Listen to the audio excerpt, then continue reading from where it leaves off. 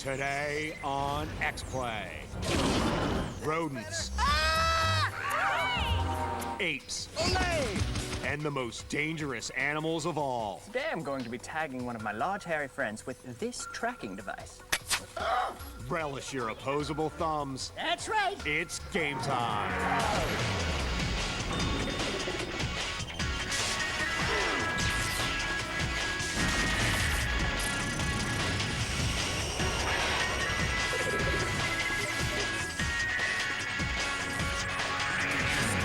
They are frightened of raccoons. It's Adam Sessler and Morgan Webb. Hello and welcome to X-Play. On today's show, we explore the fascinating and dangerous world of nature. I mentioned I'm scared of nature. It's okay, I'm creeped out by wet paper. Ooh, it's slimy. That's just stupid. Today we review Stuart Little 3 Big Photo Adventure because it is slightly more interesting than watching vegetable waste decay. And we review Ape Escape Academy because the words ape and escape rhyme. Yes, they do. And later in the show, we review Zoo Tycoon for the DS and preview the new Daxter game. Plus, we have a special nature documentary we hope will bring new meanings to the word infotainment. But first up, E.B. White's novel Stuart Little is a witty, intelligent look at childhood through the eyes of a little mouse. The 1999 film based on the book sucked donkey balls. Also, it starred Michael J. Fox. Here's our review of the third game based on the movie Stuart Little 3 Big Photo Adventure. If you ever see a mouse flying a toy plane through the streets, it's not cute. It's not fun. Unless rabies is fun. Stuart Little 3 Big Photo Adventure plays itself off as a game for kids who can't relate to the rampant Zionism of the Wiggles. But we know better. I'm so sorry, George. The Big Photo Adventure is violence-free, but if I wanted a world without violence, I wouldn't have drawn that Danish cartoon. Hey! Stuart, unlike that guy from the West Wing, Ouch! just can't die. Ouch! What's the freaking point? Well, I suppose the point here for Stuart Little, the sleazy little love machine, Thank you, Stuart, for my is to take as many photos as he can to fill up a photo album. I did it! Harmless? Sure.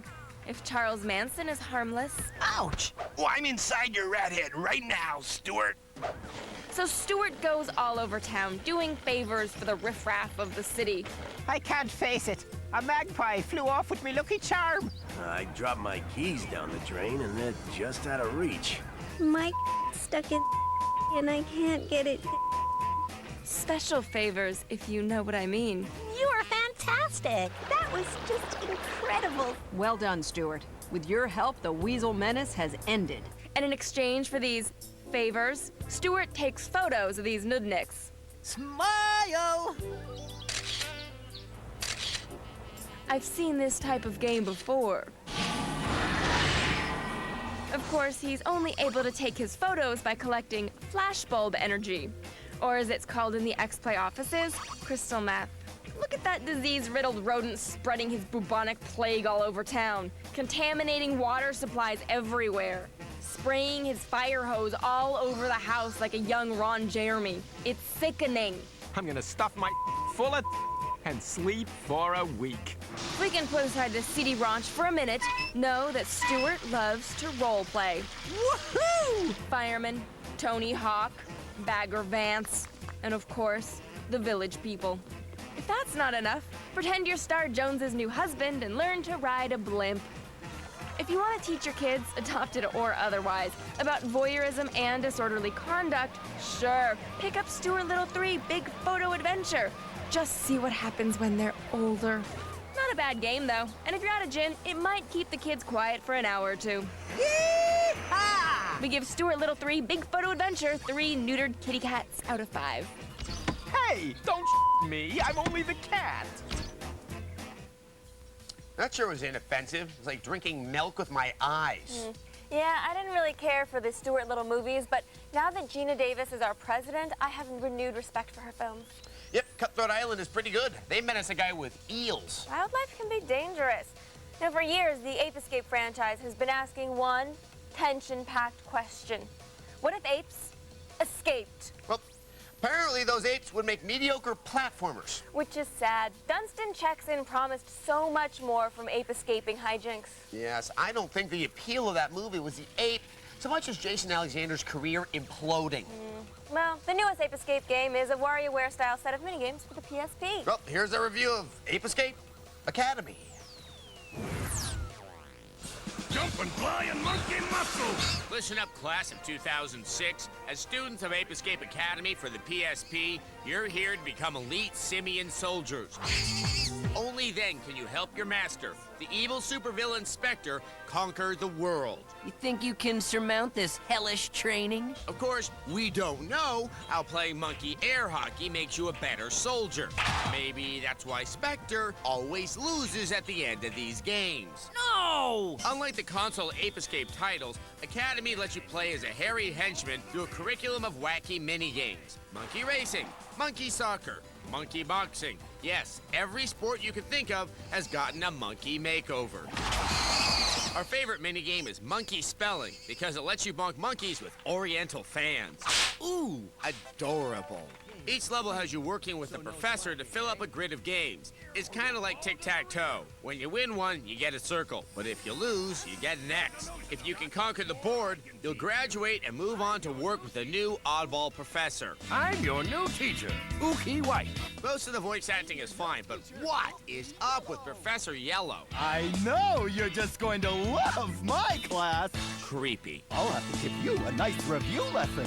With over 40 minigames, Ape Escape Academy has more challenges than a season of Survivor. But since they're all pretty mindless, you probably won't want to play them more than once. Yes, monkey shot put may look adorable, but trust us, the novelty wears off after the first time. We can honestly say that this is the best collection of minigames you'll find on the PSP. However, that's because it's the only collection of minigames on the PSP. If you're really craving a portable time passer, grab one of the WarioWare games instead. They may be light on monkeys, but at least they're fun. Ape Escape Academy gets a 2 out of 5. Now sing me out, monkeys. Monkey rough and monkey tough, then it's time to go. Power up. You know, I was hoping Ape Escape Academy would involve more wacky college hijinks, like possibly an irritable dean. If the minigames had actually centered on fraternity hazing rituals, I think I would have liked the game better. I don't know, water-bonging little monkeys until they passed out from vomit-related exhaustion. Might have scared away the youth market. Morgan, not all fraternity hazing rituals are about humiliation and violence. Are you talking about the ones that involve objectifying women? No, I'm talking about the activities that promote brotherhood and camaraderie. Like charity work. No, I was more thinking about having sex with goats. After the break, Oh, pickles! Ow! the dark side of nature. Run! Run for your lives!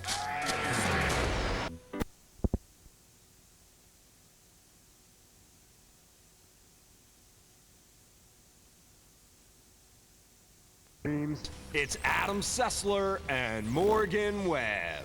Hey, welcome back to X-Flight. Hey, you know, nature is a divine place, a tribute to the miraculous tranquility of life. Or so I'm told. I stay indoors a lot. Yeah, you know, once I get nature air conditioned, I'm gonna be one hell of an outdoorsman. Until then, inside is nice and cool. You know, and couches. I'd like to see more couches out in the wild. Yeah, but there are lots of great things out in nature, like, Larry Hagman. You know, I believe Denver is somewhere in nature. I'm not certain, but I've heard a lot of good things about Denver. They make a great omelet. And I hear their airport is complex. Well, anyway, here is a short nature documentary exploring the life of one of the most noble creatures in nature.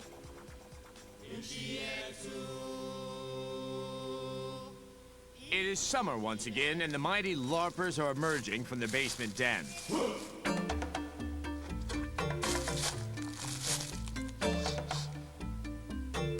But this is not the LARPers' story.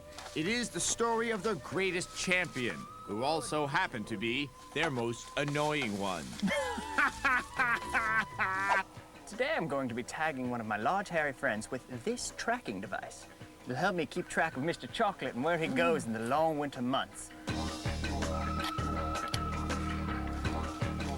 Don't worry, Mr. Chocolate. This is just a little tranquilizer, make it go Betty bye.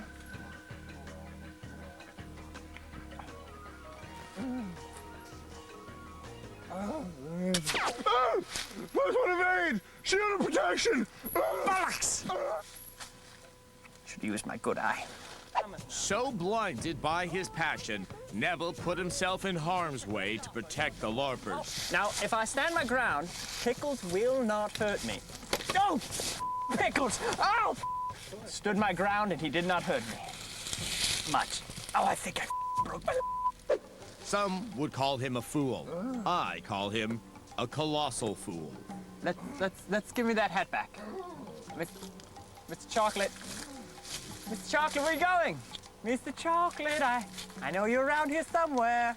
James Aloysius Chocolate, you bring that hat back here right now. Are you around here? Mr. Chocolate? Mr. Chocolate, why would you do that to me? You're dead, Mr. Chocolate, you hear me? I know you're around here, Mr. Chocolate! When I find you, I will kill you. Damn it! I need that hat. But Neville's love affair with the wild LARPer was not to last. I have you now, Mr. Chocolate. He finally caught up with Mr. Chocolate and his date with Destiny. The LARPer lives a simpler life, a purer life, but a cruel one. I just hope we can all learn something from it. Tagging Mr. Chocolate was to be the last accomplishment of Neville Flavian. No one knows why the camera crew refused to help him. Maybe it was because Neville routinely spit in their food. But the end result was the same regardless.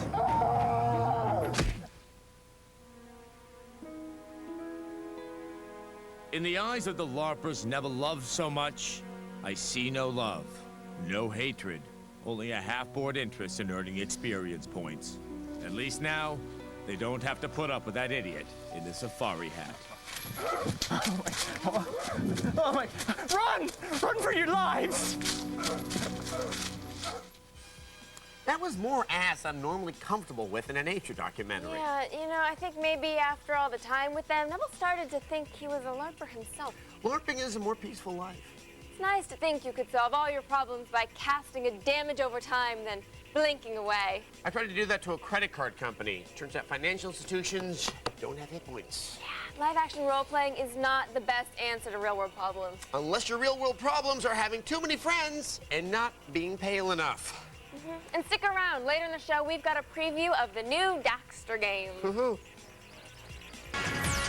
Up next, profit from others' suffering. Oh my.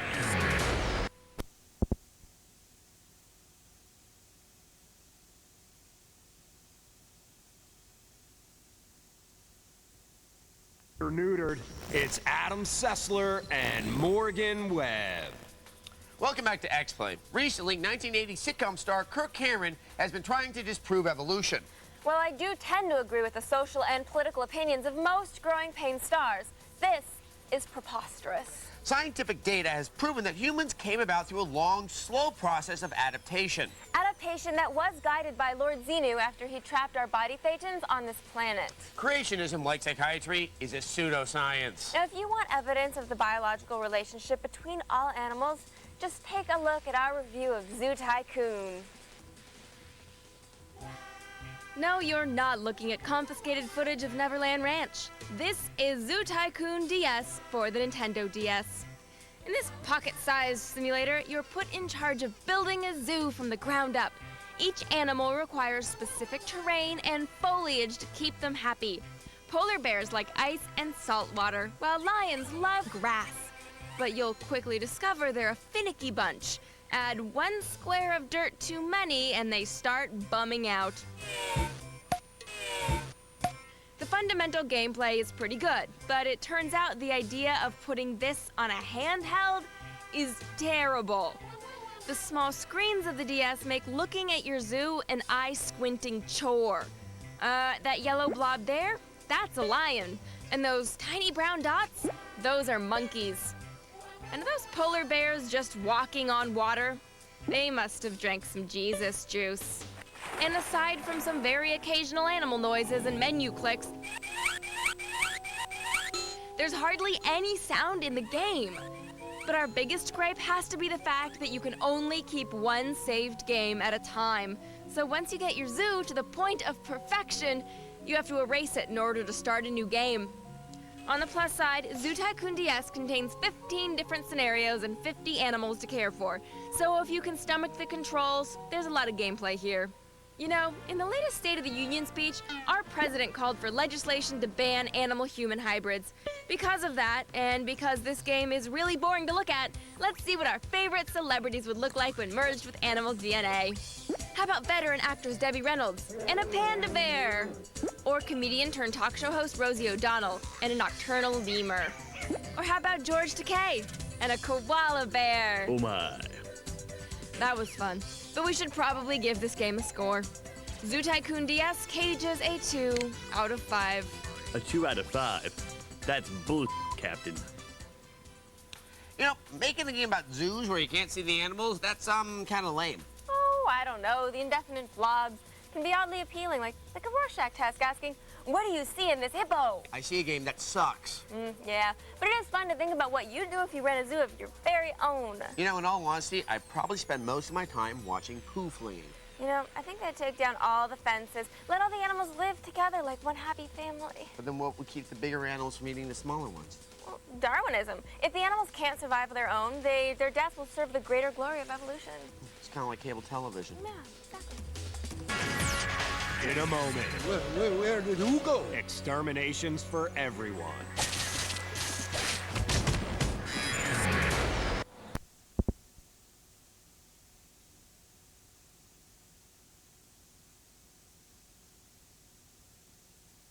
Clear up.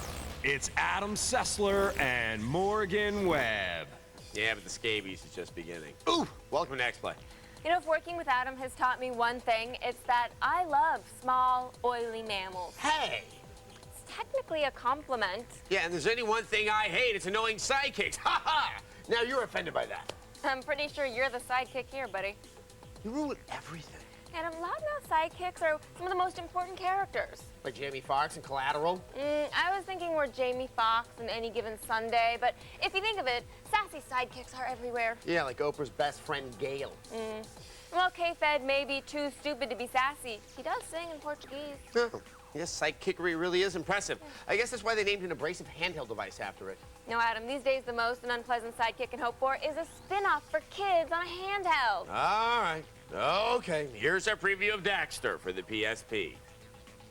Behind every great hero, there is always a wisecracking, obnoxious nincompoop.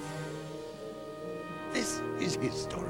Sidekicks have a bad habit of being ignored when the hero is around. Good thing for Daxter that Jack 2's story has a 2-year window during which Jack gets imprisoned, and Daxter gets his own PSP adventure. Where'd he go? Oh, where did who go? My little crazy orange. Whatever he is, I'll show him.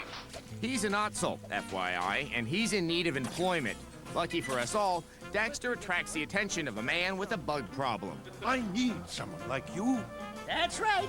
Daxter's career of insectoid genocide will take him through such exotic venues as a garden full of vicious plant life, the foreboding guts of the dystopian megalopolis Haven City, and some guy's bedroom. Don't dismiss this as a simple Jack game with Daxter swapped in as the protagonist. Besides swinging a mean electric beat stick, Daxter climbs, scurries, and hangs like the rodent he is. This is apparently the best equipped exterminating business in the universe, because Daxter's tools of the trade go far beyond a simple can of bug spray.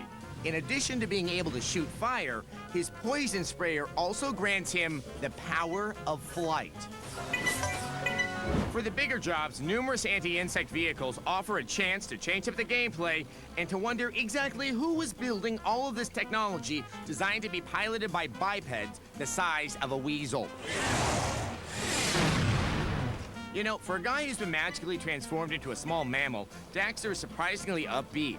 His best friend has been kidnapped, is possibly dead, and Daxter's out on his own for years with no reliable way to sustain his lifestyle. And yet, he still finds time to crack wise and take part in Matrix parodies. Think about that next time you're whining about your life on your live journal. Seriously, keep that in perspective, and keep an eye out for Daxter this spring. You know, Blogging is so over. No one cares about your problems. You know, if you were interesting enough to read about, you'd have actual friends that you could talk to. Yeah, if you want to express your emotions, post them as sexually explicit photos on your MySpace spacer. Or consider posting a video of you and some friends singing Hollaback Girl on YouTube. Speaking of people we don't care about, it's time for viewer mail. Today's mail comes from Johnny. He writes, Dear Adam and Morgan, I was wondering, what's a good party game to play with my girlfriend on the PS2? Well, neither Morgan nor I know precisely what it's like to have a girlfriend. Speak for yourself. Anyway, Karaoke Revolution is pretty fun, combining DDR-style dancing with, you know, singing karaoke.